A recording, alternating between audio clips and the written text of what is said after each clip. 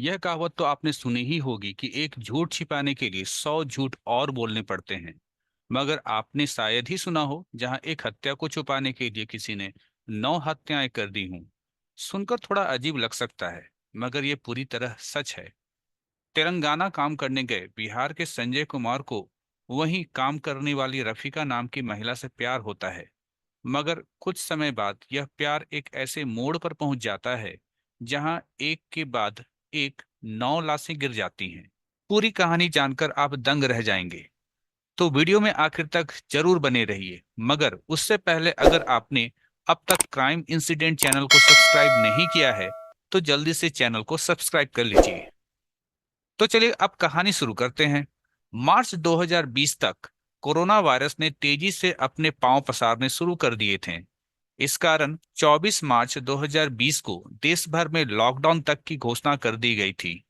Lockdown लगने की वजह से जो मजदूर जहां काम कर रहे थे वो वहीं फंस कर रह गए। कुछ लोग मजबूरी में पैदल ही अपने घर की तरफ लौटने लगे। तेलंगाना के वारंगल जिले के गुरईकुंडा गांव में साईं दत्ता ट्रेडर्स नाम की एक जूट की बोरी बनाने वाली फैक्ट्री थी। इस फैक्ट्री में काम करने वाले ज्यादातर लोग बिहार और बंगाल के थे। मगर लॉकडाउन की वजह से इस फैक्ट्री का भी काम ठप हो गया था। यहाँ काम करने वाले मजदूर भी इसी फैक्ट्री के अंदर कैद होकर रह गए थे। फैक्ट्री में काम जरूर बंद हो गया था, मगर पहले का स्टॉक अभी भी फैक्ट्री के अंदर था, जिसे अभी भी जरूरत के हिसाब से कस्टमर तक सप्लाई किया जा रहा था। अब मई का महीना आ चुका था। फैक्ट्री के मालिक जे भास्कर को कुछ बोरी का ऑर्डर मिलता है। ऑर्डर मिलने पर वह अपने एक ऑटो ड्राइवर को कहते हैं कि फैक्ट्री में जाओ और वहां से बोरी लेकर कस्टमर तक पहुंचा दो। भास्कर ने ड्राइवर से यह भी कहा कि फैक्ट्री में काम करने वाले कुछ वर्कर्स अभी भी फैक्ट्री के अंदर ही होंगे, वो तुम्हें बोरी दे देंगे। आदेश के मुताबिक ड्राइवर ऑटो लेकर फैक्ट्री के बाहर आ जाता है और दरवाजा नॉक करने लगता है, मगर अंदर से कोई आवाज नहीं आती है।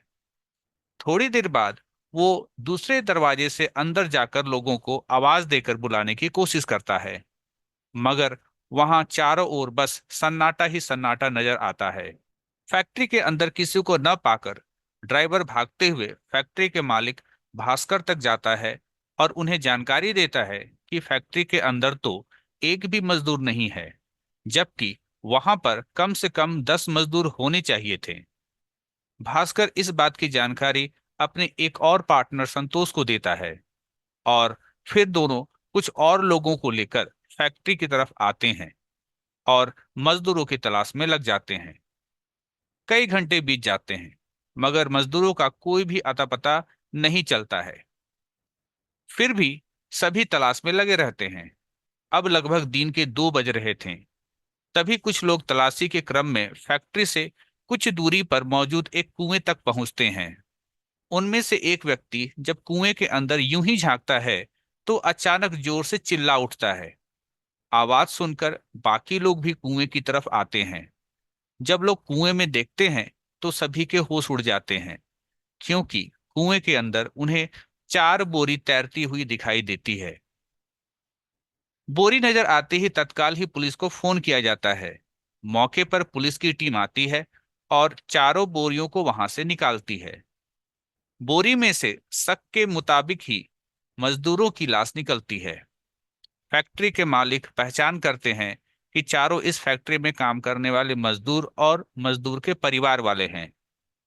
मरने वालों की पहचान मकसूद आलम की पत्नी निशा, बेटी बुसरा खातून और 3 साल के बेटे बबलू के रूप में होती है। 5 लोग अभी भी लापता थे। उनकी भी तलाश शुरू होती है, मगर बाकियों का कहीं भी अता पता नहीं चलता है। अंत में पुलिस वाले फिर से कुएं की गहराई में उतरकर जांच करने का फैसला करते हैं। अगले दिन पुलिस की एक टीम कुएं में गहराई तक जाती है तो सभी शॉक्ड रह जाते हैं, क्योंकि कुएं के तल से एक के बाद एक 5 और 100 बरामद किए जाते हैं। मतलब इस एक कुएं से अब तक 900 निकाले जा चुके थे। इन पांचों की पहचान 20 साल के शहबाज आलम, 18 साल के सोहेल, 30 साल के शकील, 22 साल के श्याम और श्रीराम के तौर पर होती है। एक साथ 9 लोगों की मौत की खबर से पूरे शहर में हंगामा मच जाता है। पुलिस प्रशासन भी हरकत में आकर तेजी से जांच शुरू करती है और यह समझने की कोशिश करते हैं कि आखिर इतनी बड़ी घटना को किसने अंजाम दिया। एक साथ 9 लोग आत्महत्या कर लें, यह बात गले से उतरने वाली नहीं थी। इसलिए हत्या के सटीक कारणों का पता लगाने के लिए 100 का पोस्टमार्टम करवाने का फैसला किया जाता है। शुरुआती जांच में कहीं से भी ये संकेत नहीं मिलते हैं कि मरने वाले लोगों के साथ मारपीट की गई है या फिर इनके साथ कोई जबरदस्ती की गई हो। फिर भी आगे की जांच के लिए कुछ नमूने बड़ी लैब में भेज दिए जाते हैं। इधर पुलिस एक साथ 9 लोगों की मौत के कारणों का पता लगाने में जुट जाती है। काफी कोशिशों के बावजूद पुलिस को कहीं से कोई कामयाबी मिलती नजर नहीं आती है। लंबी जांच पड़ताल के बाद पुलिस बस इतना पता लगा पाती है कि 20 मई 2020 की रात फैक्ट्री में काम करने वाले मकसूद के छोटे बेटे बबलू का जन्मदिन मनाया गया था। इधर पोस्टमार्टम रिपोर्ट आती है तो उसमें कहा जाता है कि सभी की मौत 20 मई की रात 9:30 बजे से लेकर 21 मई की सुबह 5 बजे के बीच हुई होगी। अब पुलिस कड़ी जोड़ने लगती है कि संभवतः सभी की मौत इस बर्थडे पार्टी में हुई होगी। अब पुलिस अपनी जांच और तेज करती है तथा शक के आधार पर पूछताछ के लिए कुछ लोगों को हिरासत में भी लेती है, मगर कहीं से भी कामयाबी मिलती नजर नहीं आती है। अभी पुलिस जांच में लगी हुई थी कि तभी वारंगल पुलिस के पास एक अनजान शख्स 2 मोबाइल फोन के साथ आता है। वो व्यक्ति बताता है कि उसे यह दोनों मोबाइल फोन पास से ही सोनालिका ट्रैक्टर के गोदाम के पास मिले हैं। पुलिस के लिए इस मामले में मोबाइल का मिलना एक बड़े ब्रेक थ्रू जैसा था। जांच में पता चलता है कि यह मोबाइल किसी और का नहीं बल्कि मर चुकी मकसूद की पत्नी निशा और दूसरा मोबाइल 9 लोगों में शामिल एक और मजदूर श्री राम का था। अब पुलिस वाले आसपास लगे सभी सीसीटीवी फुटेज को खंगालना शुरू करते हैं। शुरुआती जांच में ही पुलिस को दिखता है कि 20 मई की शाम लगभग 6 बजे ट्रैक्टर गोदाम की तरफ से एक व्यक्ति साइकिल से आ रहा है। फिर वही व्यक्ति 21 मई की सुबह 6 बजे आसपास फिर से इस सीसीटीवी में घटना स्थल की तरफ जाते हुए दिखाई दे रहा है। पुलिस वाले अब इस साइकिल सवार व्यक्ति की तलाश में लग जाते हैं और कई दिनों की मेहनत के बाद फाइनली 25 मई 2020 को सीसीटीवी में कैद उस व्यक्ति को गिरफ्तार कर लेते हैं। गिरफ्तार इस शख्स की पहचान संजय कुमार यादव के तौर पर होती है, जो बिहार का रहने वाला था और पिछले 6 सालों से तेलंगाना में रहते हुए मजदूरी कर रहा था। गिरफ्तारी के बाद पुलिस संजय से पूछताछ शुरू करती है। शुरुआती जांच में तो संजय किसी भी तरीके से 9 लोगों की मौत में अपना हाथ होने से इनकार कर रहा था। यहां तक कि वह खुद को मरने वाले लोगों का दोस्त बताता है। मगर जब पुलिस सख्ती पर आ जाती है तो संजय कुमार यादव स्वीकार कर लेता है कि सभी हत्याएं उसने ही की है। संजय के कबूलनामे से हर कोई शॉक्ड रह जाता है। हर किसी के जेहन में एक ही सवाल चलने लगता है कि आखिर इतनी बेरहमी से 9 लोगों की हत्या के पीछे की वजह क्या हो सकती है। अब संजय से इस सवाल का जवाब जानने के लिए पुलिस पूछताछ करती है तो बेहद ही हैरान कर देने वाला खुलासा होता है। संजय द्वारा किए गए खुलासे के मुताबिक साल 2014 के आसपास संजय काम के सिलसिले में तेलंगाना आता है। यहीं उसकी मुलाकात मकसूद से होती है, जो इसी बोरी की फैक्ट्री में काम किया करता था। संजय मकसूद से काम दिलवाने की बात करता है। संजय के कहने पर मकसूद उसे इस बोरी फैक्ट्री में काम दिलवा देता है, जिसमें वो और उसके परिवार के अन्य लोग काम किया करते थे। संजय के मुताबिक कुछ समय तक तो वह यहाँ बहुत अच्छे से काम करता है तथा मकसूद के परिवार का हिस्सा बन जाता है। मकसूद के परिवार में मकसूद के अलावा उसकी पत्नी निशा, निशा के एक रिश्तेदार रफीका तथा रफीका के 3 बच्चे थे। रफीका का तलाक हो चुका था और वह बच्चों के साथ इसी फैक्ट्री में रहते हुए काम करती थी तथा फैक्ट्री में काम करने वाले मजदूरों के लिए खाना बनाया करती थी। यही काम करते हुए संजय और रफीका धीरे धीरे एक दूसरे के करीब आ जाते हैं, यहां तक कि दोनों एक दूसरे को दिल दे बैठते हैं। सच्चाई शायद इससे अलग थी, मगर रफीका यही समझती रहती है कि संजय भी उससे प्यार करता है। दोनों एक दूसरे के इतने करीब आ जाते हैं कि एक साथ ही रहने लगते हैं। कुछ समय तक तो रफीका और संजय खुशी खुशी एक दूसरे के साथ रहते हैं, मगर इन दोनों की रिश्तों में कड़वाहट तब आनी शुरू होने लगती है जब रफीका को शक होने लगता है कि अब संजय उसकी 16 साल की बेटी पर भी गंदी नजर रखने लगा है। इस बारे में जब रफीका संजय से बात करती है तो संजय कहता है कि ऐसा कुछ नहीं है, तुम्हारी बेटी मेरे लिए भी बेटी ही है।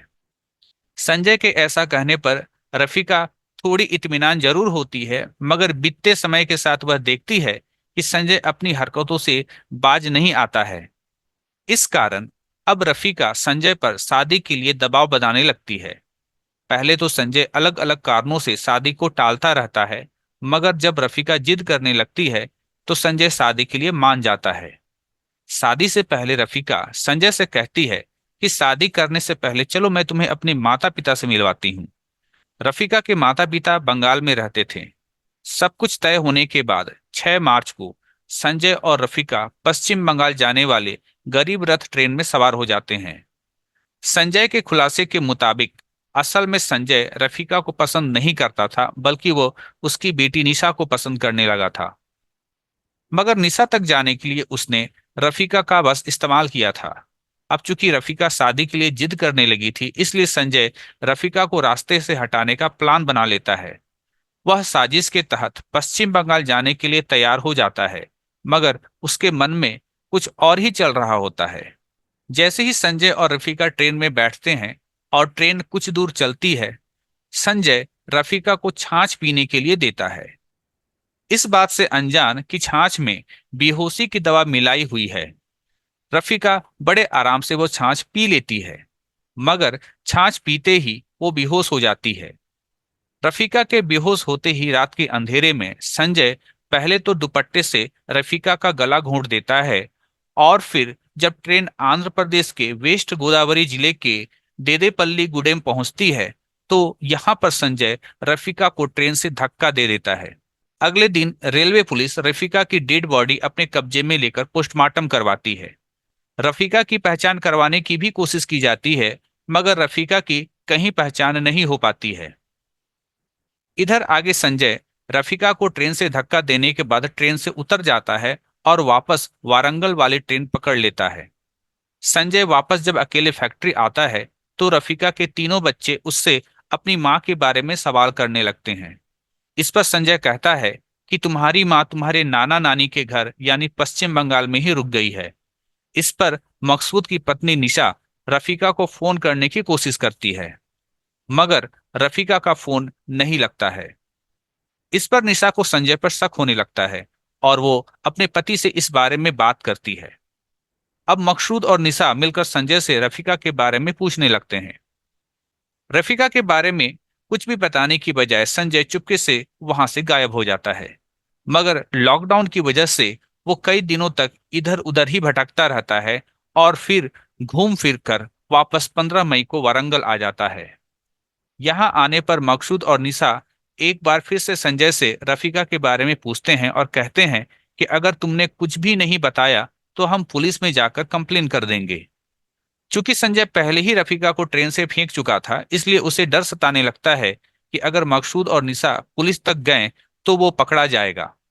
इसलिए अब संजय मकसूद और निशा को ही अपने रास्ते से हटाने का प्लान बनाने लगता है।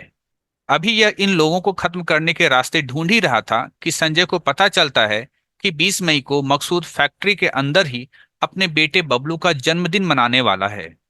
इसी के बाद संजय मोबाइल पर नींद की गोलियों के बारे में सर्च करता है और फिर बाजार से बड़ी संख्या में नींद की गोली खरीद कर ले आता है। और फिर जब सभी लोग जन्मदिन का जश्न मनाने में बिजी रहते हैं, तभी संजय चुपके से किचन में जाकर दाल में एक साथ 60 नींद की गोलियां मिला देता है। लोगों को कुछ भी पता नहीं चलता है और सभी बड़े आराम से खाना खा लेते हैं, मगर खाना खाते ही सभी बेहोश हो जाते हैं।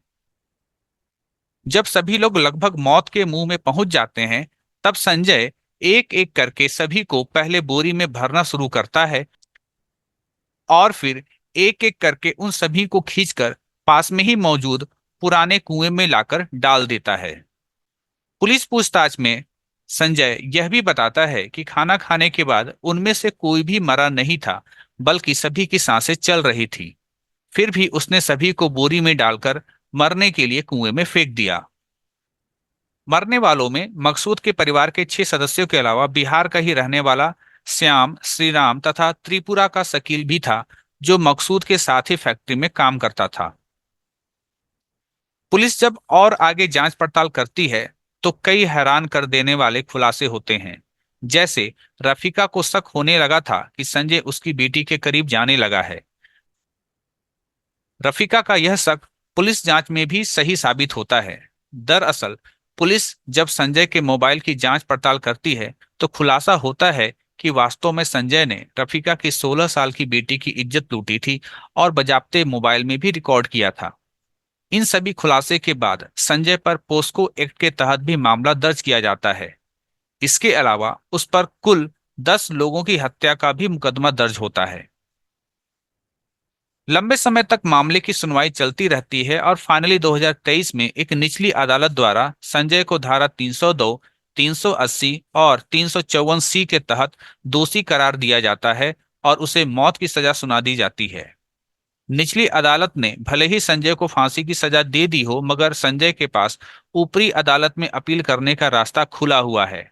फिलहाल संजय जेल में बंद है।